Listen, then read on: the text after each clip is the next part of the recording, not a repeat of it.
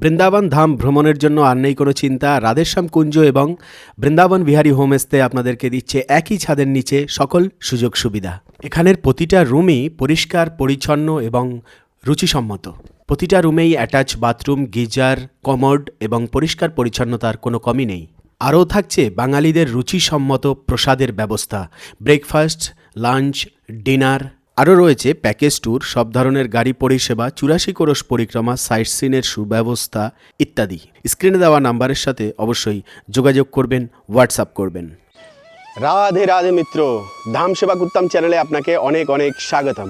তো মিত্র দেখুন, ব্রজধাম দর্শনের অনেক প্রকার রয়েছে, তার মধ্যে প্রধানত হলো দুই প্রকার, এক হলো শরীর দিয়ে আর হলো মন দিয়ে। তো মিত্র আজকে আমরা বৃন্দাবন দর্শন ধাম যদি আমরা দর্শন করি তাহলে সেটা যদি মন দিয়ে হয়, সবচাইতে আগে মন দিয়ে দর্শন করতে হবে। কেন কি আপনি ব্রজধামে আসলেন, শরীরটা ঘুরলো সব জায়গায়, কিন্তু মনটা আপনার ব্রজের লাগলো না, তাহলে কিন্তু দর্শন হবে না। ওর থেকে বাড়ি বসে আপনি যদি ভিডিওর মাধ্যমেও মনকে ব্রজধামে নিবেশ করে দেন, তাহলে কিন্তু আপনি সশরীরে আসা আর মনকে এখানে প্রবেশ করানো, ভিডিওর মাধ্যমে চিন্তন করছেন, গোবিন্দের স্মরণ করছেন এবং এইসব যে ব্রজের স্থানগুলো রয়েছে সেগুলোকে দেখে আপনার নয়ন দিয়ে জল বেরোচ্ছে। মিত্র আপনার আসার দরকার নাই, আপনার মন যেহেতু অলরেডি এসে গেছে, আপনার আসার সার্থক।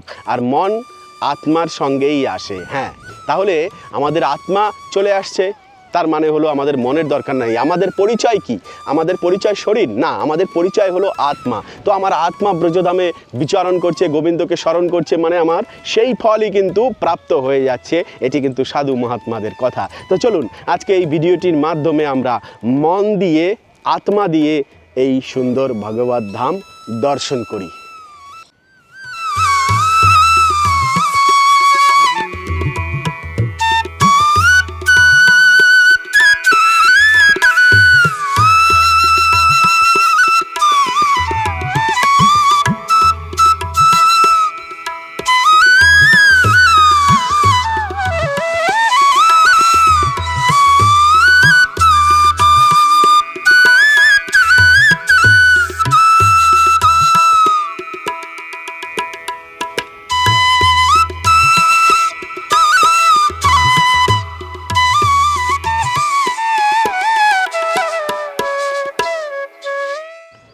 তো মিত্র আজকে চলতে চলতে ব্রজের মধ্যে তো বিভিন্ন স্থানে পরিভ্রমণ করি, কিন্তু আজকে চলতে চলতে এমনই একটি স্থানে চলে আসলাম।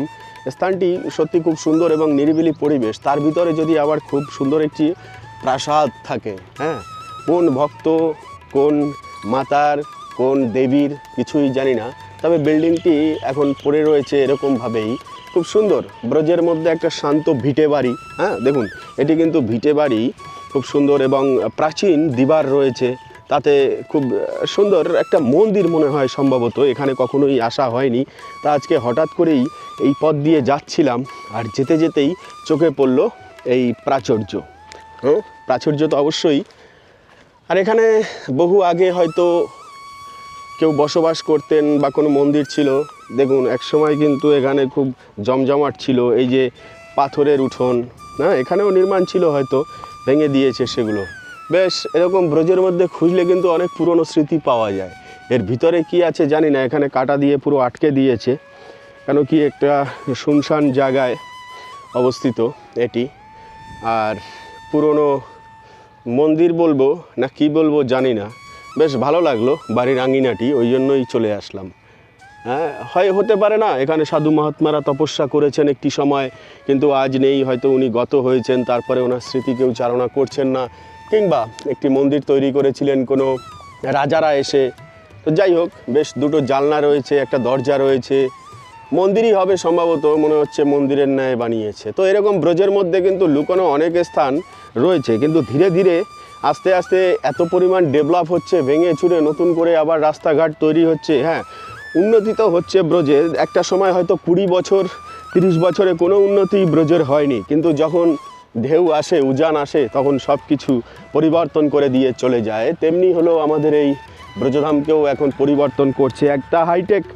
বর্তমানে এই যে মুর্মু এসেছে রাষ্ট্রপতি আমাদেরকে, উনিও বলছিলেন, উনি এই ভারত সেবা আশ্রমের মহারাজদের সাথে যখন প্রবচন দিলেন, তখন বললেন যে এটাকে হাইটেকের দিকে নিয়ে যাওয়া হবে।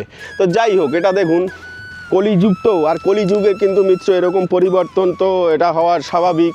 যার যার চিন্তাধারা, রাজাদের এক এক রাজারা এসেছেন এক এক রকমভাবে তার মতো করে সাজিয়েছেন ব্রজধামকে। আবার মুঘলরা এসেছেন, ভেঙেছেন। আবার এই যে বর্তমানের সময় চলছে, এই সময়েও একটি সময় পেরিয়ে যাবে, 100 বছর পরে গিয়ে হয়তো অন্য কেউ আসছে, হয়তো উনি ভাঙতেও পারে কিংবা গড়তেও পারে। কিন্তু আমাদের এই মাটির যে ক্ষমতা আছে, এই মাটির ক্ষমতাকে কেউ কেড়ে নিতে পারবে না।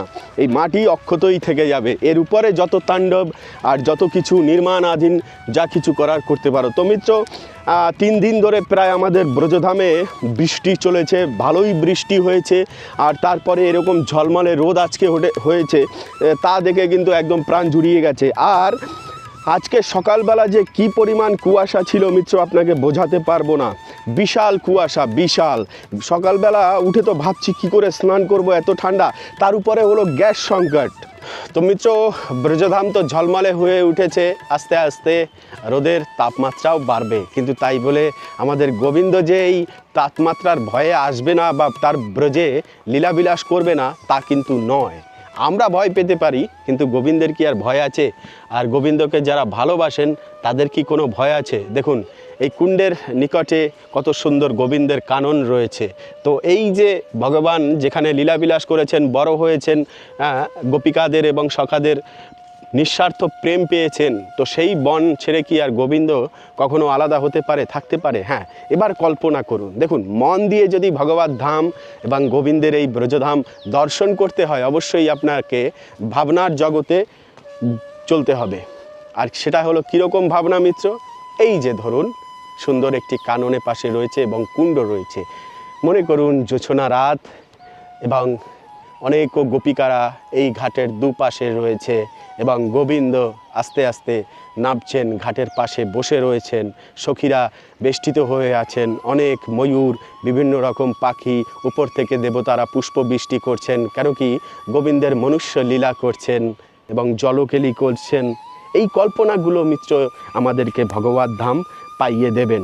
আর যে স্থানে যে ঘাট এবং যে ধাম বা যে চিত্র দর্শন করছেন, এটি কিন্তু সেই চিত্র যে এই স্থানেই গোবিন্দের এসব লীলা হয়ে থাকে শরৎ পূর্ণিমার রাতে, কিংবা ব্রজধামে আমাদের গোবিন্দ যতদিন লীলাবিলাস করেছেন। হ্যাঁ, আজকে যে স্থানটি দর্শন করছেন, এই স্থানটি আপনি আগে যদি দেখে থাকেন, দেখবেন এই কুণ্ডে কিন্তু কোনো জল ছিল না। প্রসিদ্ধ একটি কুণ্ড এবং লীলার স্থান, যেটি হলো হোলির সময় আমাদের গোবিন্দের চরণে আবির প্রদান করেছিলেন এবং তারপরে এই কুণ্ডে স্নান করেছিলেন সখীরা, সেই পবিত্র ঘাট। আজ দেখুন কত সুন্দর জলমগ্ন হয়ে আছে, কিন্তু যখন আমরা জুন মাসে আসি তখন কিন্তু এই জল শুকিয়ে যায়।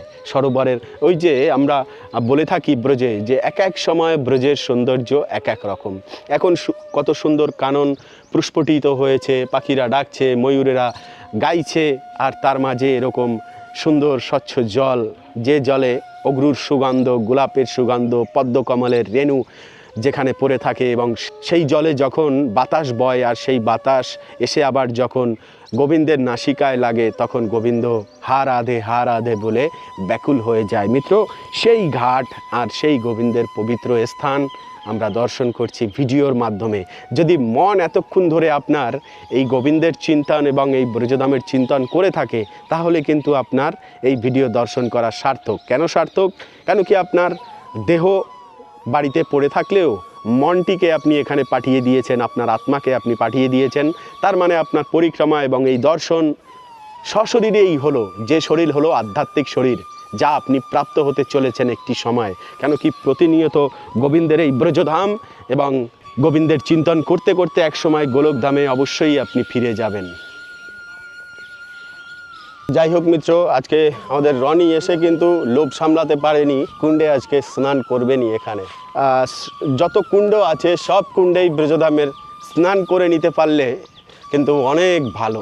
হ্যাঁ, যখনই সুযোগ আসবে স্নান করে নিতে হবে। হ্যাঁ, কচ্ছপ তো এখানে আছে, প্রচুর কচ্ছপ। এই যে দেখুন, এই জলে চলে গেল, ছোট ছোট বাচ্চা কচ্ছপও রয়েছে। ওয়াও, নেমে চলে গেল জলে। যাই হোক, কত সুন্দর পাখিরা ডাকছে, তার ভিতরে স্নান হচ্ছে। রাধেশ্যাম, রাধেশ্যাম। বেশ, কত সুন্দর একটি সরোবর, ওয়াও। হ্যাঁ, বৃক্ষ দিয়ে পুরো কুণ্ডের চারিধার ঘেরা। হ্যাঁ, আর সেখানে এত সুন্দর একটি ঘাট, যা গোবিন্দের ঘাট।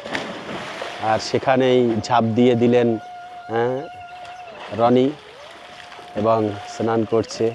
নামার আগে একবার প্রণাম করে মাথায় তারপর জল ছিটিয়ে তারপরে নামতে হয়। কত সুন্দর লাগছে আমাদের ব্রজধাম। কোটি টাকা আপনার কাছে থাকতে পারে, রেখেই দেবে ভাই এই জগতের মানুষ। শুধু সঙ্গে যাবে কি জানেন, সেটা হলো আপনার এই পুণ্যকর্ম। এখানে এসে যতটুকু আপনি সময় দেবেন, ব্রজধামে থাকবেন, বিচরণ করবেন, গোবিন্দের স্মরণ করবে, এইটুকুই আমাদের সঙ্গে যাবে। আপনার বাকি টাকা সবাই নিয়ে নেবে, যাওয়ার আগ মুহূর্তেই সব শেষ হয়ে যাবে। জীবনে সুযোগ যদি আসে তাহলে হাতছাড়া করে কিন্তু কোনো লাভ হবে না। তো দুপুর বাজে এখন 12টা 5। রনির স্নান তো হয়ে গেছে, এবার খাওয়া দাওয়া কোথায় কি হবে? কার গাছের কুল আছে, কুল খাওয়া হবে, খাওয়ার চিন্তা আছে। এখনই মন্দির বা কোনো ব্রজবাসীদের বাড়ি চলে যাব, বলো মাইয়া রাধে রাধে, বাস 2টো করে রুটি দিয়ে দেবে, খেয়ে দে, ব্যাস গাছতলায় কোনো একটা জায়গায় শুয়ে ফের ঠাকুর নাম করতে লেগে যাও। আরে হৃদয়ে যদি সুখ থাকে ভাই, তাহলে 2টো রুটিতেও অনেক সুখ শান্তি পাওয়া যায় এবং শান্তিতে ঘুমানো যায়। কিন্তু হৃদয়ে যদি সুখ না থাকে, হৃদয় যদি জ্বলতে থাকে, তুমি বড় বড় রেস্টুরেন্টে গিয়ে বার্গার, মোমো, চাউমিন, এগরোল, অমুক সমুক কত কি আছে, ওগুলো খেলেও কিন্তু বদহজম হয়ে যাবে, গ্যাসে পাগল হয়ে যাবে। হ্যাঁ, শান্তিতে ঘুমও হবে না, তারপরে উল্টো টেনশন তো আছেই। তো সুখ বুদ্ধি করার জন্য সুখ খুঁজতে হয় না, শুধু সুখের বুদ্ধি করে নিতে হয় নিজের যোগ্যতা অনুযায়ী এবং কর্মফল অনুযায়ী। এ হলো ব্যাপার।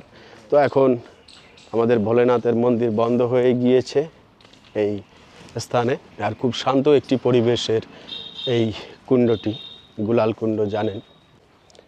কুণ্ডটি খুব সুন্দর, ছোট ছোট বড় বড় ঘাট রয়েছে পুরো চারিধার জুড়ে। গরমের সময় এসব স্থানে এসে বসে থাকা এর থেকে সুখের আর কি আছে। কেলি কদম আপনার সঙ্গ দেবে, হ্যাঁ, মতি বৃক্ষ আপনার সঙ্গ দেবে, ব্রজের পাখিরা, ময়ূরেরা, বাদরেরা, গোমাতারা সবাই আপনার সঙ্গ দেবে। বাস এদেরকে নিয়েই শেষ জীবন ত্যাগ করাই হলো সবচাইতে পরম পাওয়া। আজ অনেক ভক্তরাই এখানে দর্শনের জন্য একের পর এক এসছেন। আর ব্রজবাসীদের বাড়িটি দেখুন কত সুন্দর, বাহ। আর আমাদের ব্রজবাসী মাইয়ারা এখানে আছেন। আর এই হলো মন্দির, দেখুন মন্দিরের নিকটে হলো এই যে বৃক্ষটি দেখছেন, এটি হলো তমাল বৃক্ষ। তমাল বৃক্ষে ফল ধরেছে অনেক, হলুদ হয়ে আছে পুরো ফলগুলো। আর গোবিন্দকে এখানে আবির দান করেন ভক্তরা। তমাল বৃক্ষরূপে গোবিন্দ এখানে বিরাজমান করছেন, বিরাজমান হয়ে আছেন। দেখুন, এ হলো ভগবানের চরণ, আর এ হলো মন্দির। তবে মন্দিরটা এখন বন্ধ হয়ে গিয়েছে, যেহেতু 12:30 বেজে গিয়েছে সে কারণে। কিন্তু তমাল বৃক্ষের নিচে আমাদের এই গোবিন্দ কিন্তু দর্শন দিয়েই যাচ্ছেন। গোবিন্দের হোলি খেলার স্থান হলো এটি। এবার এই হোলিতে তো দর্শন করাতে পারিনি এই স্থানটি, তবে আজকে দর্শন করিয়ে দিলাম, তাতে কিন্তু আনন্দিত হওয়া উচিত। দেখুন কত সুন্দর, এখানেও কিন্তু গোপীদেরকে এই চিত্রে সব ভক্তরা আবির দান করেছেন, গোবিন্দের চরণে আবির দান করেছেন। হ্যাঁ, সেই সুন্দর চিত্র হলো এটি, যেখানে তমাল বৃক্ষ রয়েছে এবং গোবিন্দ রয়েছে। সেই চিত্রের মাধ্যমে হলেও আপনাকে দর্শন তো দিচ্ছে। এই দর্শনটুকু এই কলিযুগে দাঁড়িয়ে থেকে কজনে পায় বলুন? আপনার হৃদয় পাচ্ছে, আপনি পাচ্ছেন, আপনার নয়ন পাচ্ছে। এর থেকে বড় খুশির আর কি আছে, আনন্দের কি আছে?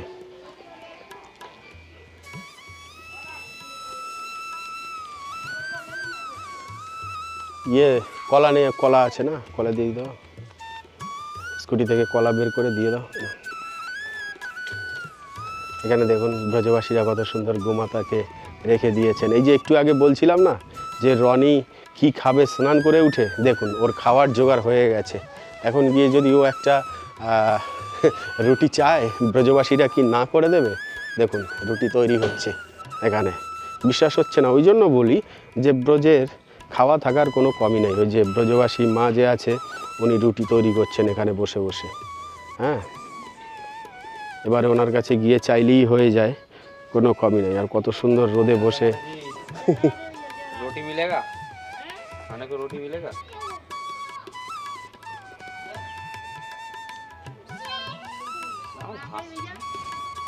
रोटी खावे को कह रहे हैं। हाँ যাও দে দেগা। ये गो सेवा করছে রনি। এবার ছোলা খাবে? হ্যাঁ ছোলাও খেয়ে নিচ্ছে। এই রনি এবার কিন্তু এখানে ভোজন করে নিচ্ছেন। हाँ रोटी खाएगा इसीलिए तो बोल रहा है वो कि ब्रज मैया के हाथ से रोटी पाएंगे। ना ना ना, खाली रोटी, खाली एक रोटी दे दो बस। এই রাধে রাধে, সার্থক দেখেছো। এখন তুমি আবার মাইয়াকে দুটো কলা এনে দিয়ে দাও, ব্যাস আমাকেও একটু ভাগ করে দিল। এ হলো ব্রজের প্রসাদ। হ্যাঁ ব্রজবাসীদের, এই দেখো আমার আমার নামটাও এখানে দেখা যাচ্ছে। অর্ধেক রুটিতে রনির নাম ছিল, অর্ধেক রুটিতে আমার নাম রয়েছে। এ হলো আনন্দ মিত্র। আর এই যে দেখুন ব্রজবাসীরা উপরে উঠে রুটি প্রসাদ পাচ্ছে। এ হলো ব্রজবাসীদের ঘর। আনন্দ মিত্র, আনন্দের ছড়াছড়ি। কিন্তু সেবা এমনি এমনি নিতে নেই, কারোর কাছ থেকে সেবা নিলে সেবা অবশ্যই প্রদান করতে হয়। তো আমি একটু গোমাতাকেও খাইয়ে দিই। নাও ব্যাস।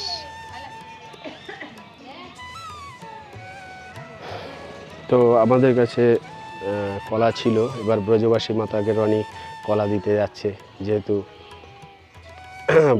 রনিকেও ব্রজবাসী মাতা। তো দেখলেন, বলতে না বলতে আসলে ব্রজে থাকলে পরে মুখ থেকে যেটা আপনি বের করবেন সেটা ফলীভূত হয়ে যাবে। সত্যি কিছুদিন থেকে দেখুন, হয় কি আপনি সত্যি একটা সিক্রেট কথা বলছি, মানে ব্রজে 4-5 বছর আমাদেরকে থাকতে হবে শুদ্ধভাবে, বিনা অপরাধে। যখন 3-4 বছর হয়ে যাবে তখন আপনার পূর্বজন্মের কৃত কর্মফলগুলো কেটে যাবে, নতুন করে আপনার পুণ্য সঞ্চয় হতে থাকে। তখন আপনি মুখ থেকে এবং মন থেকে যেটাই আশা করবেন সেটাই কিন্তু পূর্ণ হতে যায়। তো চিন্তা করুন, একটু আগে রনি স্নান করছিল, বলছিলাম যে রুটির কথা, আস্তে আস্তে কিন্তু আমাদের সেই রুটি জুটে গেল। এ হলো ব্রজধামের মাহাত্ম্য, গুণবাত্তা। গ্যাসের দ্বারা আমাদের গিজার চলে ব্রজের, সেই গিজার চালাতে পারিনি, স্নান করতে কষ্ট হচ্ছিল। তারপরে ভাবলাম যে স্নানটা কি করে করব, আবার মুহূর্তের মধ্যে সেই কুয়াশা পাল্টে গিয়ে পুরো পরিবর্তনশীল, একদম ঝলমলে রোদ উঠলো, একদম হৃদয়টা শান্ত হয়ে গেল। তো এবার থেকে কিন্তু গরমের একটু প্রতাপ পড়তে পারে। তবে মিত্র, আমাদের ব্রজে একটা কথা জানিয়ে দিই, গরম পড়তে পড়তে কিন্তু এখনও মে মাস লাগবে। মে মাসের 15 তারিখের অবধি কোনো চিন্তা নেই কারোর। আর এই যে দেখুন কত সুন্দর এখানে ময়ূরেরা বিচরণ করছে, পাখিরা ডাকছে, গাইছে। সমস্যা তো বিভিন্ন রকম কলিযুগের কারণে আসতেই থাকে, কিন্তু তার ভিতরেও আমাদের সুখময় ব্রজধাম, এখানে শান্তির কোনো কমি নেই। শান্তি আর শান্তি। দেখুন এই ভিটেটা কত সুন্দর লাগছে এখান থেকে, একদম দারুণ পরিবেশ না? আর এখানে একটুখানি ছাওয়া পেয়েছি, এই ছাওয়ায় দাঁড়িয়ে আছি, মন পুরো জড়িয়ে যাচ্ছে, এক অন্যরকম সুখ আর সুখ। হ্যাঁ, বর্তমানে দেশের যুদ্ধের যা পরিস্থিতি মিত্র, তাদের তো সর্বদা হৃদয় ব্যাকুল হয়ে আসে যে কি হবে না জানি কি হবে। সবাই জানি এই মুহূর্তে টিভি খুলে অনেকেই হয়তো দেখছেন যে দেশের পরিস্থিতি কি হবে, গ্যাস সংকট, তেল সংকট, তেল আমদানি হবে না, যদিও বা হয় তার ব্যারেল কত টাকা গিয়ে দাঁড়াবে। হ্যাঁ, শুনছি তো $200 অবধি একটি ব্যারেল গিয়ে দাঁড়াবে। তাহলে এখনও আজকে তেল ভরালাম মিত্র স্কুটিতে 94 টাকা 44 পয়সা, এখনও কিন্তু এখানে উত্তরপ্রদেশের রেট চলছে আমাদের ব্রজে। জানি না এরকম কতদিন থাকবে। হ্যাঁ, তো সেই কারণেই আর কি অনেক রকম চিন্তাভাবনা চলছে হৃদয় মাঝে সব ভক্তদের। হ্যাঁ, যারা আসবেন অসুবিধা নেই, এখনও আমরা অলরেডি 1-8টা গ্যাসের কিন্তু জোগাড় করে ফেলেছি। একসময় ভাবছিলাম যে হয়তো আর পাবো কি না গ্যাস, ভক্তদের সেবা দিতে পারবো কি না, কিন্তু গ্যাসের জোগাড় হয়ে গেছে। এবার যারা আসছেন তারা আসতে পারেন, কোনো রকম সমস্যা নেই। আচ্ছা, আমাদের ব্রজে আসলে বড় বড় বৃক্ষের খুব প্রয়োজন জানেন মিত্র, কিন্তু গোবিন্দের ইচ্ছা যা কিছু করে উনি যে কোন হিত এবং কোন মঙ্গল ভেবে করেন সেটি কিন্তু আমরা বুঝতে পারি না, কিন্তু আমাদের ভগবান লীলাবিহারী শ্রীকৃষ্ণ উনি সব কিছুই বোঝেন, সব কিছুই জানেন। যদি এই যে স্থানটি আছে বড় বড় বৃক্ষ হতো, আকাশ ছোঁয়া একদম, হ্যাঁ, তার নিচে একটা জঙ্গলময় ভাইব আসতো, ময়ূরেরা খুব সুন্দর আসলে ছিল এক সময়, কিন্তু আজকালের গতিতে অনেক কিছুই হারিয়ে গেছে। যাকে সেটা কিছু করার নেই। চলুন আমরা গোবিন্দের স্মরণ করি এবং গোবিন্দের স্মরণ করতে করতে এগিয়ে চলি। দেখুন এখানে আসলে ব্রজের মধ্যে যে কোনো জায়গায় যে কোনো স্থানে আপনি যদি প্রবেশ করেন সেখান থেকে আপনার যেতে ইচ্ছে করবে না মিত্র। এখন এই যে জায়গাটি আছে, আপনি কি খেয়েছেন, কি খাবেন, কি করবেন, কোনো আসলে এই ব্রজে আসলে পরে আপনাকে জীবনের সব কিছু কিন্তু ভুলিয়ে দেবে। আনন্দ আর আনন্দের কোনো সীমা থাকবে না। এই স্থানটিতে এবারে বসুন, বসে 2 ঘন্টা এখানে কৃষ্ণ নাম করুন, নিরিবিলি হাতে তালি দিয়ে ভগবানকে ডেকে যান, অঝরে দুনয়ন ভাসিয়ে দিন এখানে, আর গোলকধামের সুখ অনুভব করে যান। আর এই সুখটি পাওয়ার জন্য কিন্তু দূর দূরান্ত থেকে ভক্তরা প্রতি বছর প্রতি সময় সারা বছর ধরে কিন্তু আসতেই থাকে আমাদের ব্রজমণ্ডল দর্শন করার জন্য। আর আপনাকেও আহ্বান জানাই, এরকম সুন্দর ফুরফুরে হাওয়া এবং এরকম একটি নিরিবিলি শান্ত পরিবেশে যে স্থান পবিত্র করে গিয়েছেন বড় বড় মহাত্মারা তপস্যার দ্বারা, আর সেই স্থানে এসে আপনিও পুনরায় এখানে ভগবানের নাম গুণকীর্তন করবেন, এর থেকে পরম সুখের আর কি আছে। তো যাই হোক মিত্র, আজকের এই ভিডিওটি ছিল এই অবধি। পরবর্তী ভিডিওতে আবার আপনার সাথে দেখা হচ্ছে, কথা হচ্ছে। সেই অবধি ভালো থাকবেন, সুস্থ থাকবেন। রাধে রাধে।